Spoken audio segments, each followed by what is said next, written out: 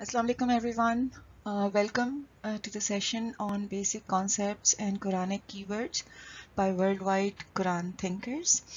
In terms of the agenda of today's discussion, we are going to discuss basic concepts of Iman and Kufar, the concept of Shirk and why it is not idol worshipping, the 5 fundamentals of Iman, Amanu with Allah, Allah's Kitab, Allah's Malaik, Allah's Nabiyeen and Rusul, and Youm-AL-Akhira. The concept of Iman on Qadar, mercy and Deen, Rahman, Rahim, Rahmat, Allah as Rahman, Raheem, Afuan, Ghafoor. The concept of Salat as per Quran, the concept of Zakat as per Quran, and the concept of Hajj or Umra. In terms of the ground rules for the presentation, during the presentation, please keep yourselves on mute. For any questions, please note them down. At the end, we are going to have question answer session, which is going to be a detailed one. So please note down the slide number or the concept along with your questions pertaining to each slide or each concept. Lastly, please listen with an open and learning mind. We, as Muslims, it's our duty to differentiate between hearsay and the divine guidance. Quran is Furqan, it's the criteria of right and wrong. So let's discuss what does the Quran say. In terms of the basic concept or the basic foundations of Deen, such as the concept of Iman and Kufr, let's discuss Iman first. As per general misconception, Iman means belief and faith. The basic idea is that one should not ask questions, simply believe whatever is being told.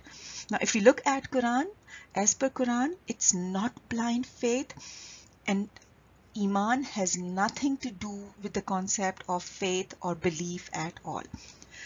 The word Iman is basically means being at Aman. Aman means safety, security, peace, content, and tranquility. So for example, if you are at Aman in your own home, you are at Aman because you do not have any concerns, you do not have any doubts, you do not have any insecurities or anything at all, because you are at Aman in your home. So if you look at the basic concept of Iman being at Aman, it basically means to be convinced of something, being in a state of Aman after having knowledge, or personally experiencing something in a state of being protected from fear, without any doubt or concern, having complete trust and confidence. So being at Aman basically means being at Aman with respect to the 5 fundamentals of Iman, which is Iman with Allah, Iman with Allah's Rusul, Iman with Allah's Kitab, Allah's Malaik, and Youm-Al-Akhira. Now, in terms of the basic concept of Iman being at Aman with respect to 5 fundamentals, the basic idea is to seek knowledge and to accept truthfully, to be convinced with strong conviction and verification that comes after something has been verified through personal experiences, reasoning, arguments, evidence, logic, and seeking of information. So Iman basically means to have strong and utter conviction on something after due verification and conviction that comes out of knowledge, that results from full mental acceptance and intellectual satisfaction. Basically means to have utter and deep conviction. Iman also means, as per Quran, to be at Aman in terms of being at peace, security, of goodwill and harmony with others. So this is just one set of meaning of the concept of Iman, which is based on being at Aman. The other set of meanings of the concept of Iman is to do with the word Iman, for instance, as used in Ayah 1691. So the basic meaning of the word Iman means oath, promise, pledge, undertaking, your covenant. So as soon as you enter into the ambit of Islam, you enter into this covenant, this misak with Allah, which is the basic terms of which is defined as per Quran. So if you look at the basic concept of Iman, it has three broad meanings. The first is in terms of being at Aman with respect to 5 fundamentals of Iman. The second is being at Aman with respect to being safe, secure, feelings of goodwill and harmony with the other members of the society. And it also means upholders of one's promise with everyone, as well as with respect to misak with Allah. So let's discuss the concept of Kufar. As per general misconception, it means not to believe whatever you are being told, and Kafir is therefore termed as a non-believer. Now, as we have discussed, the concept of Iman has nothing to do with Kufr, with belief. Similarly, the concept of Kufr has nothing to do with belief or faith at all. So for instance, here, if you look at, if you translate the word Kufr as disbelief, how does Allah kufur one's sayyat if it means disbelief or lack of faith? The basic meaning of the word kufr is in terms of to hide, to conceal, to cover. So for example, night is called kafir because it darkens everything. Similarly, a farmer is called kafir as he hides seed under the soil. A grave is also called a kafir as it hides the dead body. So if we look at the use of the word kufr in Quran, so for instance here, the basic concept is kufro behi, with Allah and with the sabil of Allah. So as opposite to the concept of Amanu, the concept of kufr means not seeking knowledge or not utilizing your faculties, especially your intellect and reasoning. It also means concealing and hiding the ayat of Allah, as well as concealing and hiding your faculties in terms of your abilities and your skills. It's also used in the meaning of hiding and withholding Allah's fazl. So whatever Allah has given to you in terms of your knowledge, your amwal, wealth, property, etc., Allah has created in order for that to be made available freely for everyone. So if somebody is withholding them, hiding them, or concealing them, this is an act of kufr. Similarly, concealing, hiding, not abiding by Allah's misak as per Quran is also an act of kufr, and not being at aman, peace, harmony and goodwill with other members of the society and with others is also kufr.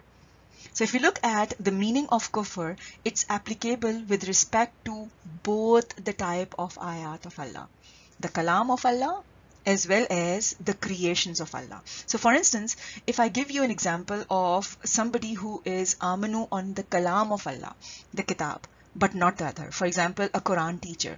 He or she is only focusing on the ayat of Allah as mentioned in the Kitab, in the Quran, but is not concerned with the creations of Allah as a third type of ayat of Allah, then this is an act of kufr. Similarly, a person, for example, a scientist who is amanu on the creation of Allah, he or she is seeking knowledge about the creation of Allah scattered all around us in science and universe, but is not concerned with the ayat of Allah as mentioned in the Kitab, in the Kalam of Allah, then this is also an act of kufr, because the act of kufr is applicable to either of the ayat. Now let's discuss the concept of shirk. As per a general misconception, the shirk is normally assumed to be translated and mistranslated as idol worshipping only, but it is much more than that. The word shirk or sharik basically means to become associated, partner, or related with someone. For example, after the marriage, one gets related to the family and one gets become a sharik of somebody, the plural of which is shuraka. So the basic concept of shirk is to associate partners as sharik with Allah in areas where no one else is authority. For example, the only hikam in matters of deen is Allah, which means that the only lawmaker, the only judge in matters of deen is Allah. So when so Allah has mentioned all the laws, all the regulations, all of Allah's commandments in the Kitab, in the Quran. It is ordained upon us not to follow any other laws in matters of deen other than the laws of Allah as mentioned in the Quran. So if you look at the different forms of shirk, whenever one listens to someone who is associating things in matters of deen, or whose laws one is following, or when one follows these man-made laws by someone else, then that person is actually doing shirk. And the person whose laws he or she is obeying instead of the laws of Allah as mentioned in the Quran, that person becomes a sharik or shuraka as plural. So if we look at as per Quran, Allah can astaghfir, means protect and shield any other sin, but will never yaghfir shirk. It actually shows the significance of shirk as the most sinful acts in the ayat.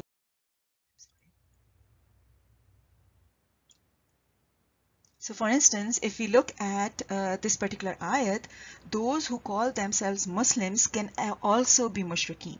In fact, as per Quran, most of those who amanu with Allah do not do so except that alongside with amanu with Allah, they do shirk. So if we associate ourselves with any sect as per Islam, so for instance, Sunni or Shia or Ahmadi or Barelvi or any other sect that you can think of, then that is an act of shirk as per Quran. This is a wonderful ayat because it highlights the impact of shirk in our day-to-day lives. So in this particular ayat, Allah is saying that likewise many of those from the mushrikeen, as in those who are doing the shirk, their qatl of their awlad has been made sayyan, attractive, pleasing for them by their shuraka in order to bring about their destruction and to engulf them with confusion in their deen. And if Allah yasha, they would never have done that. So leave them and that which they yuftarun, associate in the name of Allah, invent or fabricate as Allah's kalam. So if we look at this particular ayat, the word shuraka is used for such influencers or scholars whose laws we are following in matters of deen in place of the laws of Allah. So they are the ones who are taken as sharik of Allah and who have made qatl of their own children pleasing to them by causing confusion in deen. So I'll just give you two examples in this particular regard. One is in terms of a 5-year-old who has been covered in a hijab head to toe. So if you look at that 5-year-old girl, she is just a child and she has been covered head to toe by her parent who are thinking that this is something that they are doing in order to get near to Allah, whereas this is not as per Quran. Similarly, a talented young boy who is really, really good and passionate in music cannot pursue his music passion. So if you look at the word qatl basically means to block the ways and means of personality character development, or to qatl their confidence, or to make them useless. This particular child is talented in that area, and that area cannot be pursued because this is haram, so called, by the scholars that these parents are following. Now let's discuss the concept of Iman on Allah. One of the basic fact about the Iman, the concept of Iman, is that it's based on seeking of knowledge. It's based on using your faculties, right? Now, if we look at the concept of Allah, we cannot comprehend Allah. We cannot use any of our faculties to understand or seek knowledge about Allah. So how can we have Iman with Allah? The basic idea of having Iman or seeking knowledge to be at Aman with Allah is through Allah's ayat. Now, In terms of the Ayat of Allah, as we have discussed, there are two types of Ayat of Allah. One is the Kalam of Allah and other is the creation of Allah. And in terms of the Iman on Allah's, it can only be possible through Iman on Allah's ayat, and it has to include both the type of ayat of Allah, because if somebody is not Amanu, not seeking knowledge of any type of ayat of Allah, then that is also an act of kufr. I would like to describe the word ayat a bit more. So ayat basically means a sign or an evidence that gives us an indication of the presence of a confirmed truth hidden behind that sign. For example, if we see in a distance smoke coming from behind a building, we cannot see the confirmed hidden truth, which is hidden behind that smoke. But by looking at that smoke, by smelling that smoke, by using our faculties, by thinking and pondering, we can identify the presence of the hidden truth, which is the burning of the fire at the bottom of that smoke. Therefore, the smoke is the ayat of the fire. Similarly, daylight is the ayat of the sun. Symptoms are ayat of the underlying medical condition or illness that you cannot see. If you look at the basic idea from Quran, ayat is the foundation of Deen Islam along with Iman. Because Allah says that observe whatever is in the earth and the skies, but of no avail would be the ayat and the warners to people who do not yuminun, who do not seek knowledge. So ayat also means to pause, to stop, to think and to reflect. In fact, the definition of ayat gets completed only when we think and we reflect, ponder and utilize our faculties, the five senses and our intellect given by Allah. Thus, Iman on Allah means seeking knowledge, being at Aman, upholders of misak, using one's faculties, intellect and reasoning on both the type of ayat of Allah. Now let's discuss the concept of Iman on Kitab. The word kutiba means recording, writing, or to record or write something, or it being made compulsory as an obligation or an order or a decision. Kitab means a collection, a book, or a collection of pages combined together in the form of a book. Whenever Quran uses the word Al-Kitab, as in the Kitab, it refers to two broad meanings. One is the collection and compilation of all our deeds for the purpose of accountability on the Day of Judgment. This is also referred as Al-Kitab. The second is, with respect to the concept of Iman and Amanu, is the book of scripture or revelation, that is the Hidayah, as revealed by Allah, that has been made kutiba, fard or obligatory upon us as Ahle Kitab. Ahle Kitab, as the term used in Quran, basically means those who are the owners, the caretakers, those who are responsible for the Kitab, in terms of those on whom Allah has kutiba, made fard, Allah's revelation. So if we look at the concept of Al-Kitab as per Quran, Quran tells us times and times again. So for instance, in this ayah 2:136 plus ayahs 42:13 to 136, 384, it was the same that was Nazul, revealed by Allah on all of Allah's Rusul and Nabiyeen. And the same Kitab embodies all that Allah has kutiba upon us. So the rules, the regulations, the laws, the muhkamat by Allah are the same. It's the same Hidayah, the same Deen, the same kutub of Allah that's given to everyone. There is no difference. Our Quran is not special. It's the same laws that were kutiba on each and every one of the earlier Nabiyeen as well. So if we look at the difference between Quran and Kitab, Kitab is the book of revelation given to us by Allah as Hidayah. When the same Kitab is read, understood, acted upon and distributed or proclaimed to others through each and every ways and means, in terms of verbally, in terms of writing, in terms of our conducts and behaviors, then that become our Quran, that become our Iqra. So the basic Kitab is what has been anzalna or revealed by Allah. Quran is with respect to each and every one of us. So Allah in this particular ayat is not talking about just reciting or reading the Quran, but in fact is asking us to karata the Quran, which means that part of the Kitab which we have understood, practically implemented in our lives, should be manifested and reflected through our behaviors and conduct. So that part of the Kitab which Allah has ordained and revealed to us is now being made as karata, is our duty to practically implement it and distribute to others. So if you look at this particular ayat, Allah has made fard obligatory upon us the Quran. Allah has not made fard obligatory upon us the Kitab. Kitab includes all that has been kutiba upon us, all the rules that has been kutiba upon us.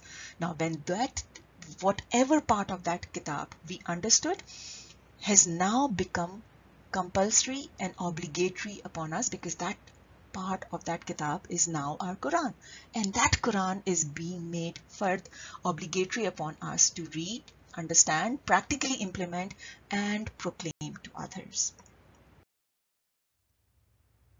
So if we look at Quran talks about so if you look at the word Iman has two broad meanings, right? One is seeking knowledge on the Kitab, seeking knowledge on the Quran. The second is in terms of being upholders of our Iman as promise or misak with Allah. Now Quran tells us the misak that we have as Ahle Kitab, which is to treat the big books of revelation as a great trust by Allah, to understand, implement practically in our lives the divine message, to deliver the divine message as is, without any amendment or change whatsoever, not to associate anything with Allah saying as to what Allah has not said in the Kitab, to make it clear, deliver it, communicate to others as is, not to conceal anything that you have understood, to use reasoning and logic and use your faculties of intellect while reading the Kitab, to not detach, reject, deny or conceal the Kitab or any of its ayahs, to not divert others from this hidayah, to follow and obey the Kitab and all that has been kutiba upon us through the Kitab. Now let's discuss Iman on Malaik. As per the general misconceptions, Malaik are some supernatural creation of Allah, angels with wings. Iman on Malaik basically means to simply have faith and believe that they exist. And that's it. You're not required to do anything at all. This is really strange. This is one of the basic 5 fundamentals of Iman. And as per our general misconceptions, you're not required to do anything. This is not as per Quran, because we know Iman basically means to seek knowledge, being at Aman, upholders of misak, using your faculties, intellect and reasoning to be at utter and deep conviction, a state of being at Aman. So how can we Amanu with the Malaik if they are some supernatural creations, some angels with wings? With this concept of Malaik as some supernatural creation, some angels with wings, how can you Amanu? How can you seek knowledge? How can you use your intellectual faculties? The concept of Malaik shares the same meanings and characteristics as the word mulk or Malik, which basically means sovereignty, powers, authorities, forces or ownership. So the word Malik means somebody who has the power, the ownership, the authority, the sovereignty. Malaik are thus the owners, the powers, the processors, the processes and the possessors and the communicators of powers, forces of nature on the basis of which Allah has created and kept running the whole universe. These are not creations. As per Quran, Allah does not talk about their birth or death in the Quran at all. These are not creations of Allah. So Malaik are the owners, the possessors, the powers of the force and the forces of nature.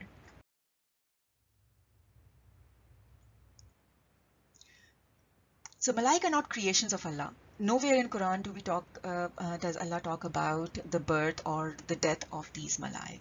These are in fact like powers of Allah, like part of Allah. The second thing that we need to keep in mind, that after Allah, the Malaik has done sajda to Adam, which means to us as mankind, on the basis of being taught ism, the deep and thorough knowledge by Allah, in order for us to be Khalifa on earth.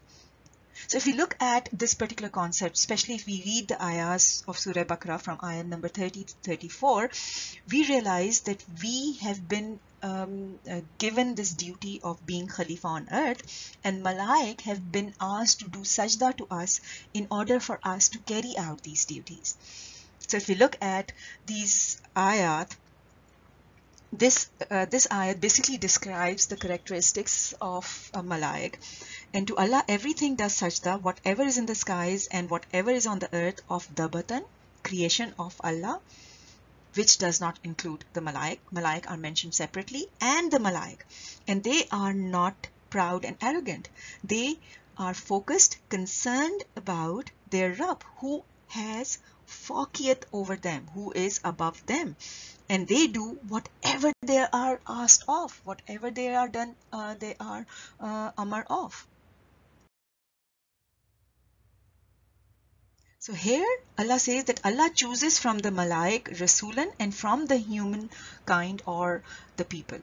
So if you look at Malaik, the concept of Malaik as per Quran are those forces of nature that carry out all the tasks of the universe, including communicating and as the Rasul or as messengers of Allah, in order to keep the universe in order and in balance. And they have been asked and with specific roles and duties assigned to them by Allah, as done amr by Allah. So some examples of Allah's Malaik: Malaik of birth and death, Malaik of revelations of Allah's Kitab, Malaik of gravity, thermodynamics, air pressure, electromagnetic waves, etc. So when we say that Malaik have done sajda to humankind, what does that mean? It is based on our seeking of knowledge. So on the basis of knowledge, we have learned to fly the plane, the airplane, for instance. So how has Malaik done sajda to humankind with the example of the plane? So when we are flying in terms of the plane, we have sought knowledge of the iron. We have gone against and are able to gone against the forces of gravity. Similarly, the forces of thermodynamic and air pressure. We have managed to fly by using all these Malaik, the natural forces and the processes of Allah.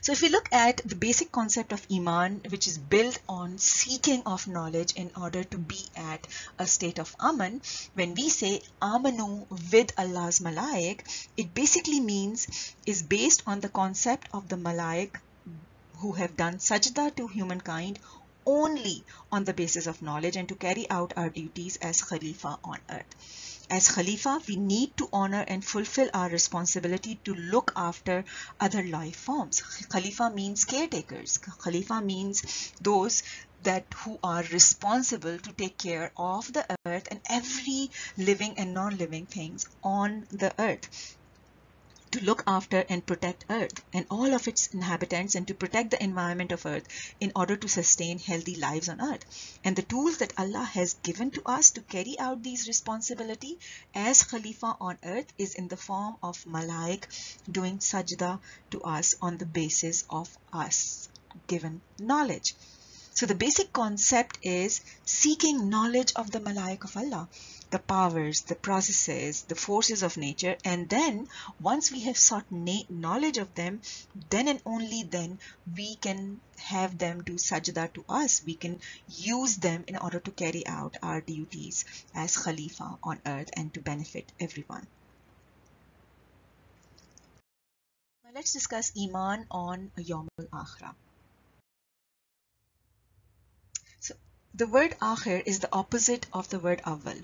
Awwal means the first and Akhir means the last.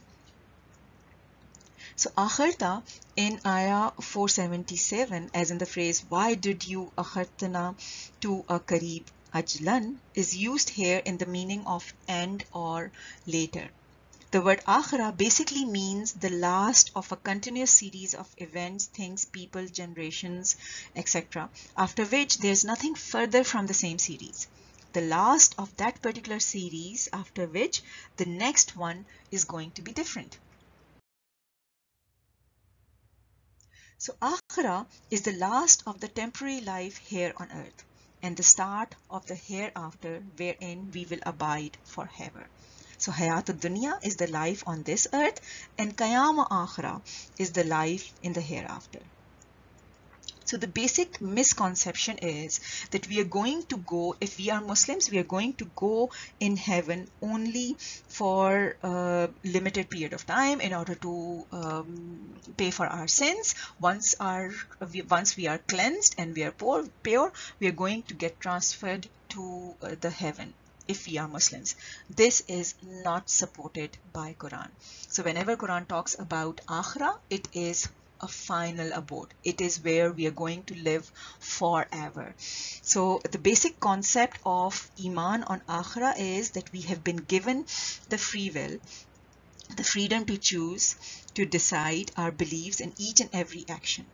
Once we have been given this freedom to choose and the hidayah in the form of the Kitab, we are then free to choose our decisions and actions. However, whatever deeds and actions we do in this world, we will be held accountable for those deeds based on the perfect scale of justice on the Day of Judgment. This conviction and Iman reflects in one's conduct, behavior and actions. As Mu'min, the requirement is to have firm conviction, to Amanu in the stage of, even as stage of certainty, not just being Amanu, but certainty and firm, solid conviction that sooner or later we are going to face the recompense, the perfect recompense of our actions. So if you look at this particular ayat, it actually is telling us that the concept of Iman is applicable for all the four fundamentals of Iman. But when it comes to Youm-AL-Akhira, the requirement is to be in a state of certainty, not just utter and deep conviction. So if you look at the Iman on Youm-Al-Akhira, it is much beyond just being at Aman. It has to reach that stage of yaqeen, that stage of certainty, in terms of the perfect scale of justice, that whatever we are doing in this world, we will face the consequences of our actions sooner or later. And whatever that consequences is, wherever that scale of justice is heavier, if it is heavier on the good side, we will remain in heaven forever. And if it's heavier on the bad side, it is going to be the final abode as hell forever.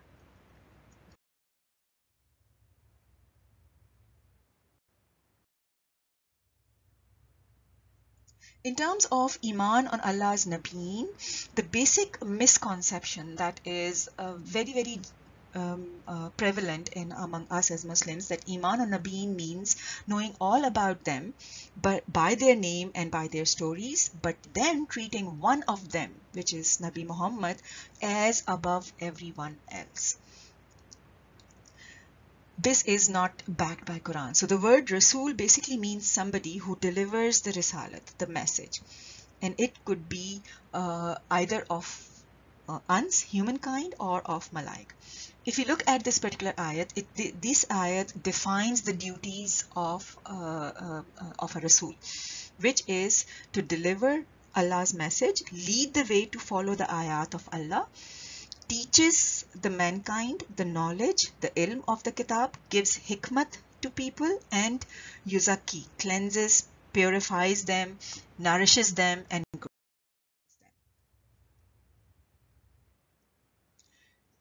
them. There are many ayahs in Quran that tells us this message that the only duty of the Rasul is to balagha. Balagha basically means to explain in detail. Balagha basically means to let it reach the final end destination in terms of delivering the message.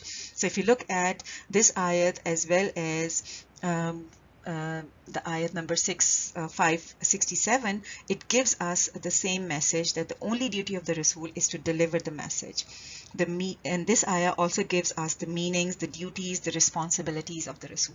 So if ever the phrase Atiullah wa Atiur Rasul is mentioned as per Quran, it is not as per following one single Rasul. It is basically in terms of following the Allah's Risalat as a whole. Because we understand that Rasul could be from Malaik as well as from mankind. So whenever Allah says Atiullah wa Atiur Rasul, the basic idea is to follow Allah or obey Allah basically means and can only be done by following Allah's Risalat, the Hidayah, the Quran.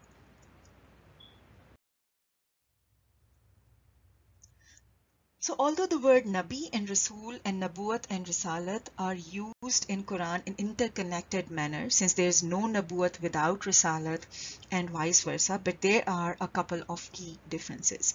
One key difference between Nabi and Rasul is in terms of Nabi being a bashar only, a human being, whereas Rasul can be from Malaik as well. The similar reference is also in Ayah 298. Another key difference, Nabi is used in Quran in personal capacity only. So whatever Allah has addressed the Nabi Muhammad in his personal capacity, the word Nabi is used and not Rasul.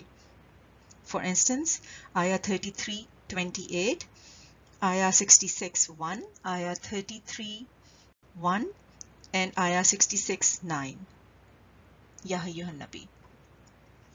Therefore, Nabi is used more in terms of addressing the Nabi in his personal capacity, in terms of his personal human characteristics, whereas the word Rasul is used only with respect to Allah's Risalat, the Kitab.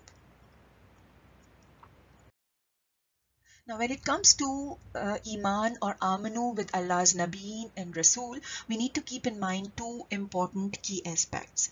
The first of this is that all Nabiyeen are bashar of Allah.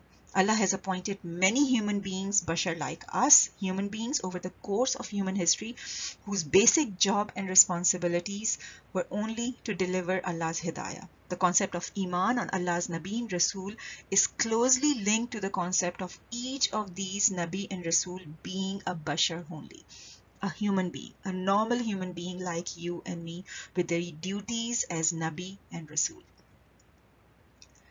The second important point that we need to keep in mind in terms of Amanu with Allah's Nabi and Rasul is that we make no farq between Ahad, any one of them, the whole of them, and we are Muslims to Allah, which means that we have to treat all of Allah's Nabiyeen as one whole. So if we look at this particular concept, the concept of Amanu with Allah's Nabiyeen Rasul is closely linked to not making any distinction, not differentiating or separating between any of Allah's Anbiya. Iman on Allah's Nabi and Rasul means Iman on all of them as Ahad, as same, as equal footings, without any distinction, without any differentiation between any of them. This is the basic foundation of Deen. Otherwise, whoever differentiates between any of them, it means he or she is not the follower of Deen Islam and the world, and this would not be acceptable to Allah. So if we look at the concept of the Shahada to enter the ambit of Islam, La ilaha illallah, Muhammadur Rasulullah, the basic meaning is that there is no deity but Allah and Muhammad is the Rasul of Allah. Is this creating faraq?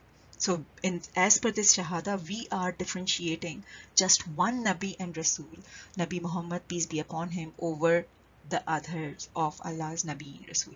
This is creating faraq. This is creating differentiation. So if you look at the word Shahada, it is used in entirely different meanings as per Quran.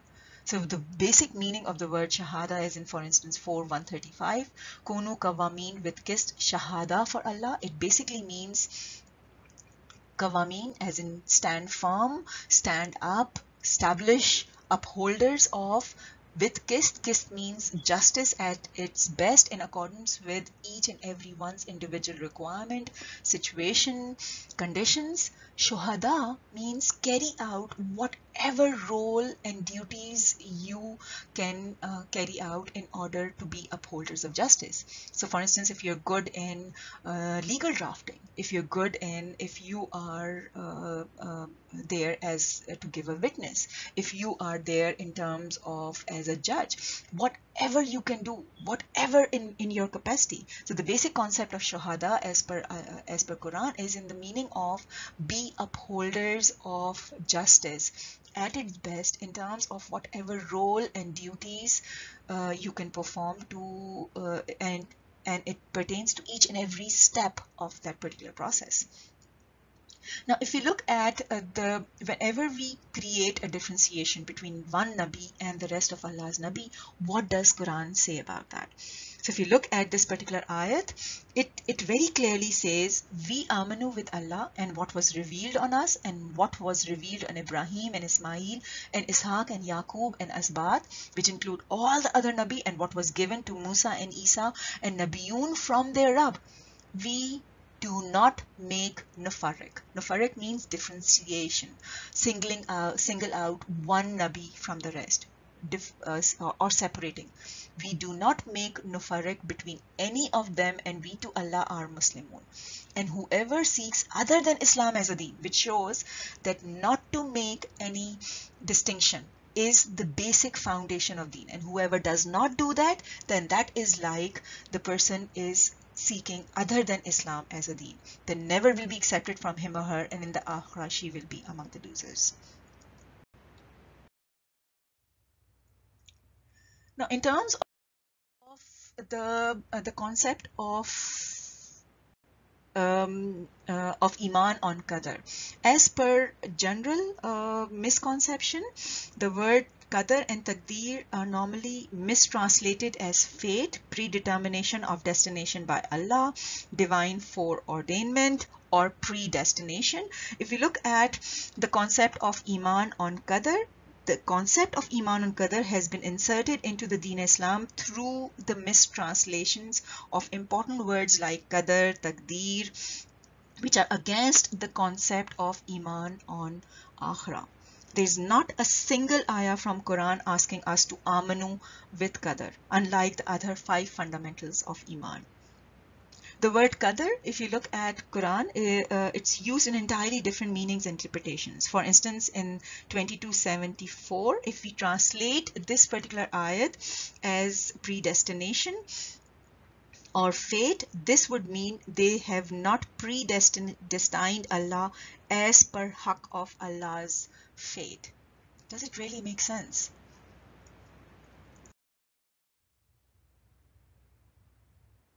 When Allah says in this particular ayat, indeed all things we created with Qadar, Allah is not saying that all things have been created with predestined fate, unlike it's normally mistranslated, but the word is used here in the meanings of abilities, powers, proportions, measures, numbers.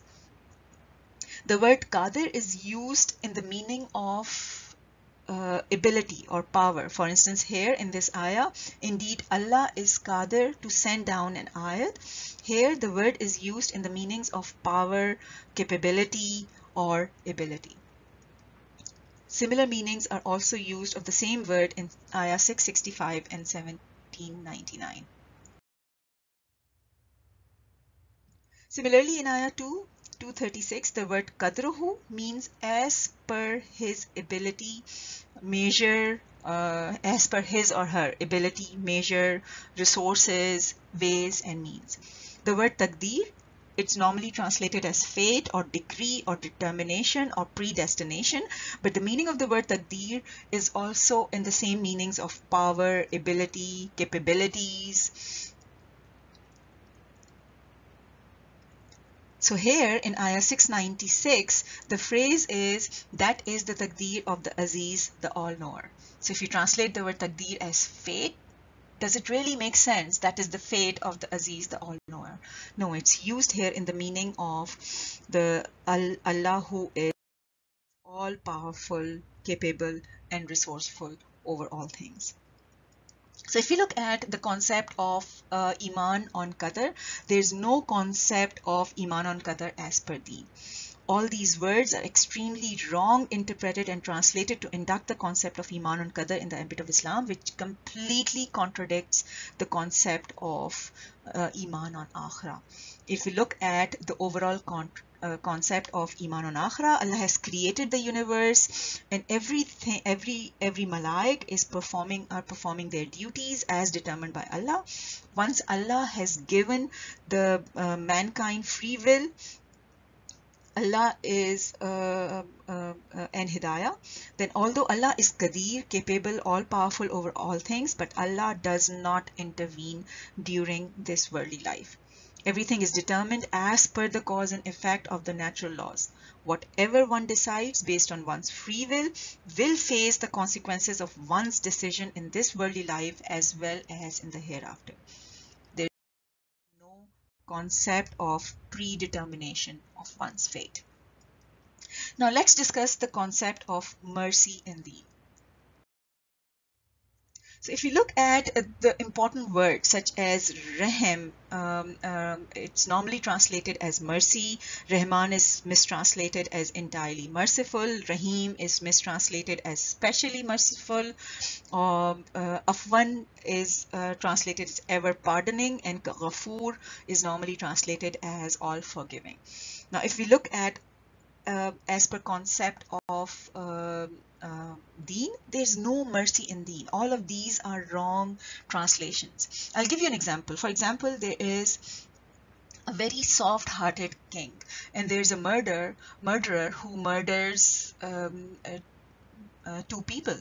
And these two people are the breadwinners of two households. Now this murderer, he goes to the king and he seeks mercy from the king. If the king pardons and forgives him, is this justice? So basically the concept of mercy contradicts the concept of justice at its best, on which the whole foundation of Deen is based on.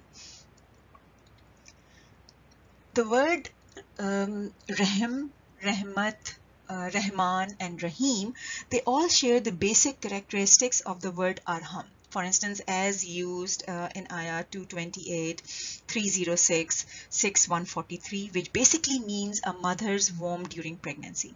So whatever is Arham or Arham to a child are the meanings of the words Rahim, Rahmat, Rahman and Raheem. So the meaning of these words are in four broad categories. And we need to keep in mind that whatever is Arham to a child are the meanings of these words. So the first and the foremost, Arham is lifeline, source of survival. The child breathes from the Arham. The child takes all its source of nourishment and survival from the Arham. The protection and the shield. Arham protects the child from anything that can cause harm to the child. It's a source of long-term nourishment, growth and progress in an unprecedented miracle-like manner, so much so that a child is created from a single cell to a complete being. And Arham is the source of selfless love and sacrifice. The selflessness and sacrifice for the child that a mother has is multiplied many folds in case of Arham, so much so that in order to fulfill the requirements for the child, the Arham extracts the required nutrition from the mother's own blood, bones and body without even letting the mother know. So the meanings of the word Rahim, Rahmat, Rahman and Raheem are these four, which is based on the concept of whatever is Arham for a child. Now, the concept of how is the word Rahman and Raheem different from each other. The concept of Rahman as one of the attributes of Allah defines Allah as the best of the best, as the best source, the most supreme in provision of Rahim and Rahmat for all the creations of Allah. So Allah being Rahman is applicable for anyone and everyone, regardless of anything else, even regardless of one being on the right or wrong path. Whereas the word Raheem is applicable to us. So Allah is applicable to us as Raheem as a privilege. It will only be with us as long as we are on the right path and remain steadfast by doing Amle Salihat. If we are on the right path, we need Allah's help and blessings to keep doing the good deeds and stay on the right path. With Allah as Raheem with us, we get peace, contentment, sukoon, prosperity and tranquility in our lives. Allah being Raheem is closely linked to the concept of Tawbah as per Quran. Whenever we commit a wrong deed willingly or unwillingly, notice how restless you feel, as if Allah is not in your life anymore as Raheem. We lose that privilege of Allah being with us as Raheem. In order to bring back Allah as Raheem to us, bring back that privilege in our lives back, we need to do pure Tawbah. That is a whole process as per Quran, making a U-turn, doing Islah and turning towards the right path and committed to the right path. Allah is Afuan Ghafoor. So the basic misconception is that Afw'an is normally translated as ever pardoning and Ghafoor is mistranslated as all forgiving. Completely wrong translation, as there is no concept of mercy, forgiveness and pardon in Deen.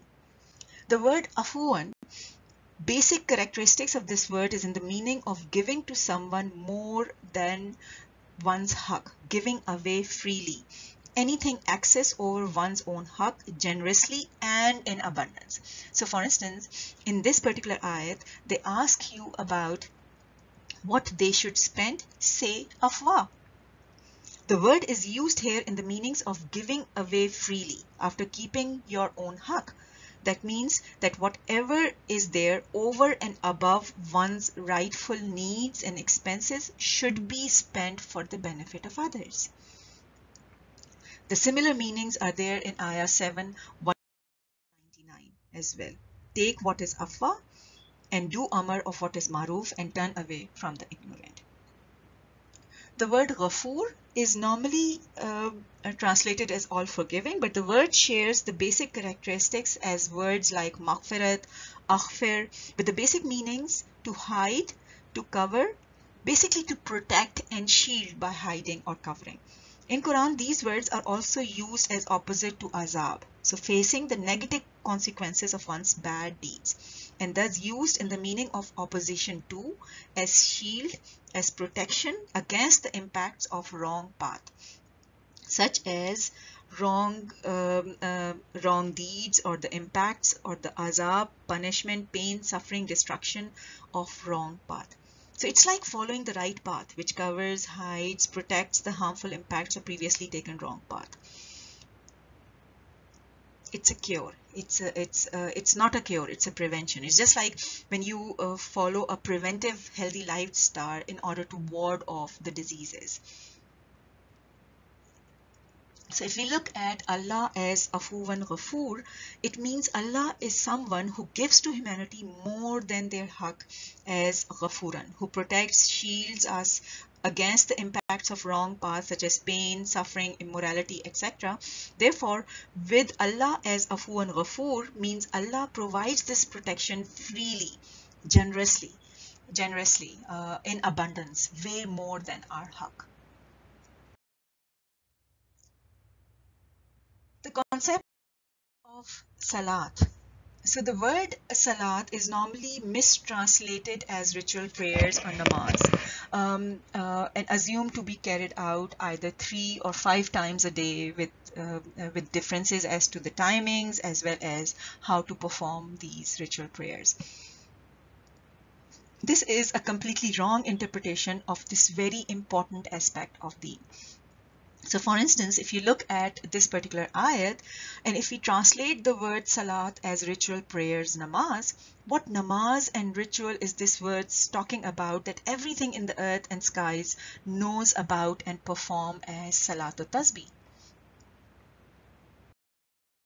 Similarly, this ayat is talking about kafirin, So salat has nothing to do with rituals or prayers at all, since here the specific reference is for those who do kufr.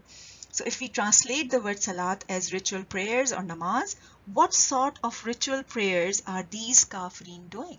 Lazily or in sluggish manner? What salat are they performing? So if we look at the word salat and its usage as per Quran, it basically means to connect or to join, like a door is connected to the wall through hinges. It's a permanent connection, not a temporary connection that could be disconnected and then connected again.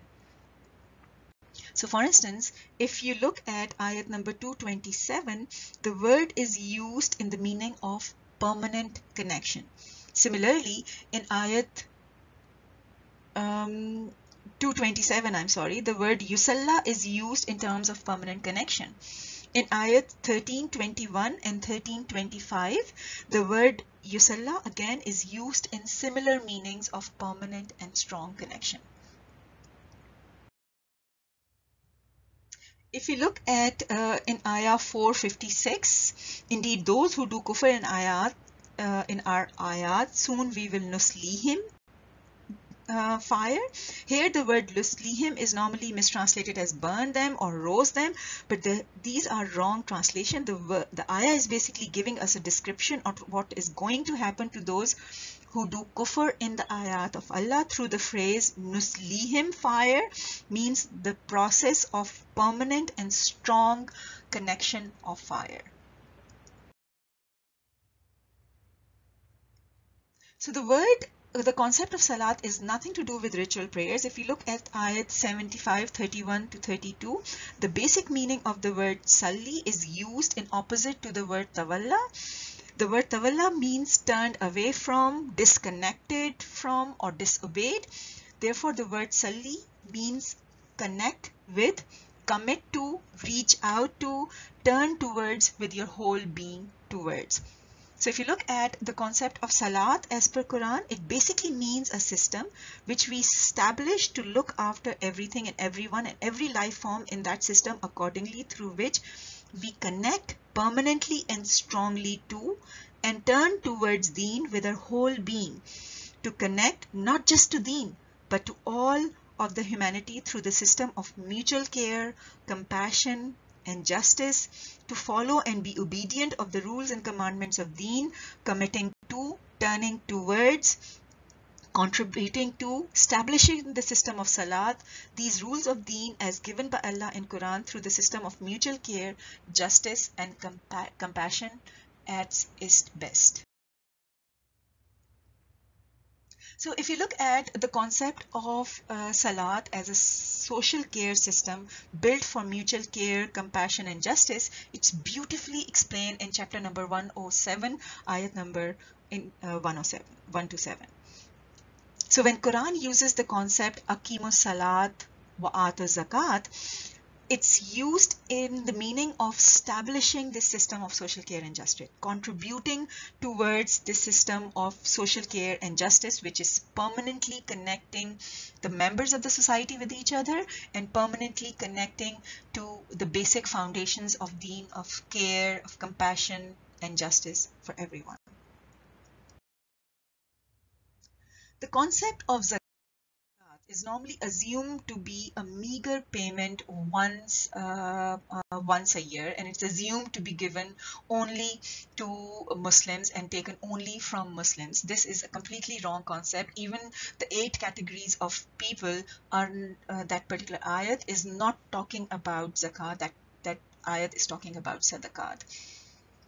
So if you look at the concept of zakat as per Quran, whatever Allah's fazl, Allah's bounties, Allah's nemat and blessings have been given to us, we are required to clean and purify our nafs by spending, utilizing and using it for the benefit of others, whatever is over and beyond our needs. So the word zakah is used in Quran in the meaning of nourishment and development. For instance, in ayah 18,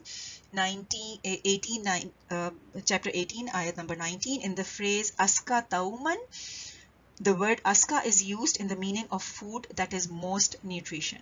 In Ayah 1881, the word zakatan is used in the meaning of abilities, qualities, and faculties. In Ayat 1990, the word zakiya is used in the meaning of purity, faculties, or innocence. The word zakat is used in Quran in the meanings of to be clean, to be better in purity, to be nourished and nurtured, to be better in terms of abilities, qualities, and faculties, to be clear, to increase, to be pure and innocent, to justify oneself, to progress, grow, and development in terms of growth, purification, and blessings. As per Quran, the basic concept of zakat is in terms of whatever portion Allah has given to us of Allah's fazl, we are required to keep for our own benefit whatever we need and spend the rest for the benefit of others. So the idea is based on this particular ayat 2219, we have to give whatever is over and above our haq, our needs and requirement as zakat and sadaqat. So they ask you about what they should spend, say afwa. The word afwa is used here in the meaning of giving away freely after keeping your own haq. Whatever is there over and above your rightful needs and expenses should be spent for the benefit of others. So whenever Quran uses the phrase establish salat and commit zakat, keeping in mind the meaning of the word salat as a system of societal benefits, social care, compassion and justice for everyone, the phrase commit zakat is used soon after, which basically means to commit one's resources, wealth, knowledge, time, faculties, and efforts for the establishment, maintenance, and contributing to this system of salat for the benefit of others. And it's through this that we bring about nourishment, purity, progress, and development, not just for our own selves, but for everyone in the community. The concept of Hajj is normally assumed to be an annual pilgrimage to the city of Makkah in Saudi Arabia. In fact, people save their whole lives in order to go to that once a year supposedly requirement of Hajj. This is against the concept of Hajj as per Quran.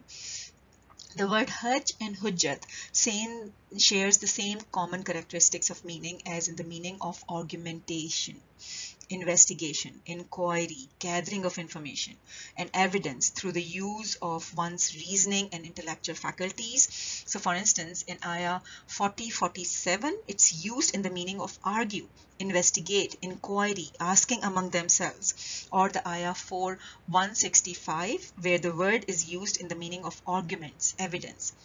In Ayah 6-149, when the phrase say that to Allah belongs the Hujjatul Balagha, this refers to Quran as the conclusive, best argument and evidence. The word also means to plan or to make a firm decision or to intend to plan to do something out of respect and gratitude. The word is also used in the meaning of year. For instance, in Ayah 28-27, it's used in the meaning of year. So therefore, the basic concept of Hajj is not an annual pilgrimage to Makkah.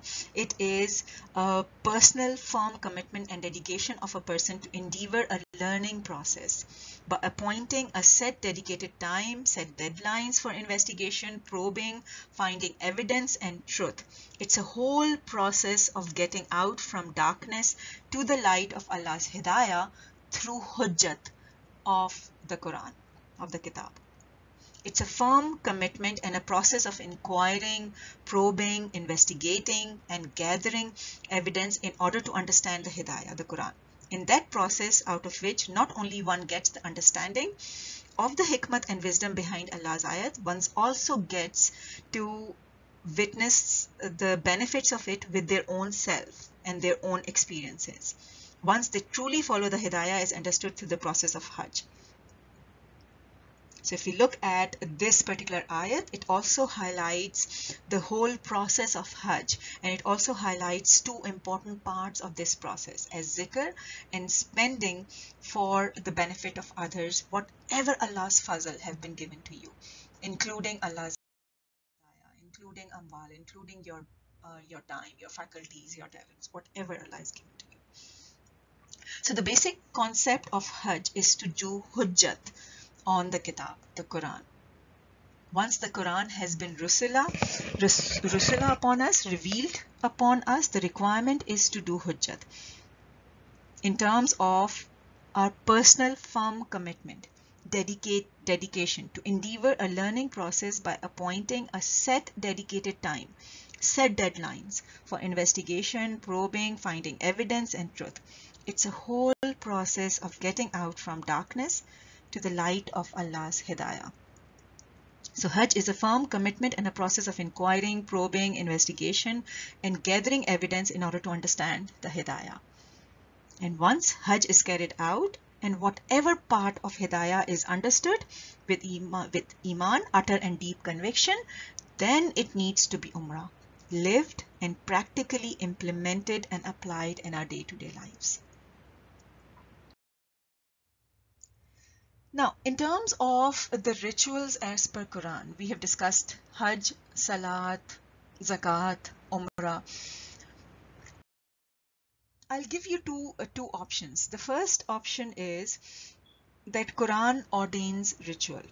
The moment we start to approach Quran through the lens of rituals, Quran somehow seems incomplete, as if nothing is mentioned as to how to perform namaz or how to pay zakat or how exactly to perform Hajj and Umrah. For all these rituals, we now have to find scholars on whom we depend upon to tell us how to do it. And the choice of scholar also depend upon the specific sect that we want to follow. Otherwise, our way of performing these rituals would not be as per Allah. The image of Allah in this particular option is that of a supreme being who is angry with us and from whom we have to seek forgiveness all the time, through praying all night, through conducting all these rituals, who does not ask us to do anything for anyone, but to try and please him all the time. Therefore, instead of helping the needy with the same money, Allah wants us to buy animal for slaughter, to spend huge amounts of money, as much as or even more than $20,000 to perform Hajj, and to give out to these monies to the government and luxurious travel agencies. Allah here is someone who somehow wants us to spend so much money to please Allah instead of benefiting others. Now let's look at the second option. There are no rituals ordained by Allah. The sooner we approach Quran with this lens and mindset, everything becomes crystal clear and practical orders and commandments by Allah, wherein Allah asks us to spend for the benefit of others, whatever we have been given fazl of. In an act of being a shakir, Allah wants us to pay it forward. If you are grateful to Allah, benefit others, spend for the benefit of others. Allah asks us to spend for the benefit of others.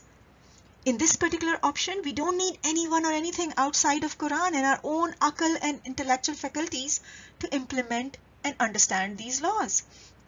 The image of Allah in this option is that of a supreme being who is Rabb, Rahman, Raheem, Rahmat for everyone, who doesn't need anything from us except to benefit and help others, to act as Khalifa on earth, to be caretakers for earth and all of its inhabitants.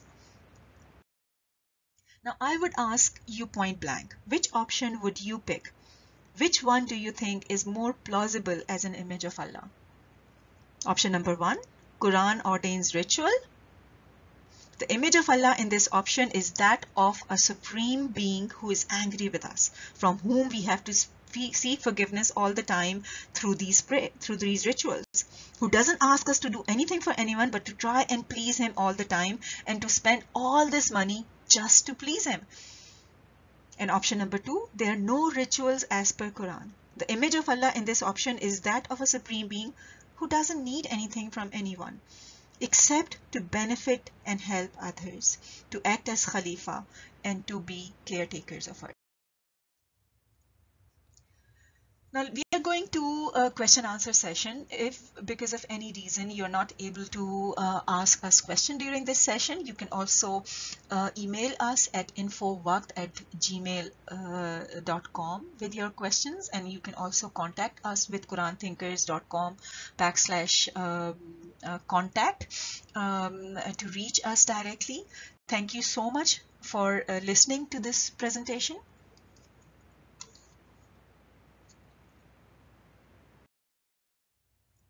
In terms of the question answer session, during the discussion, we would request please one person talks at a time. Please respect each other's opinions and perspective. Please avoid comments and stick to questions only so as to allow addressing all the queries. Please keep your question short and concise so everyone can participate. Thank you.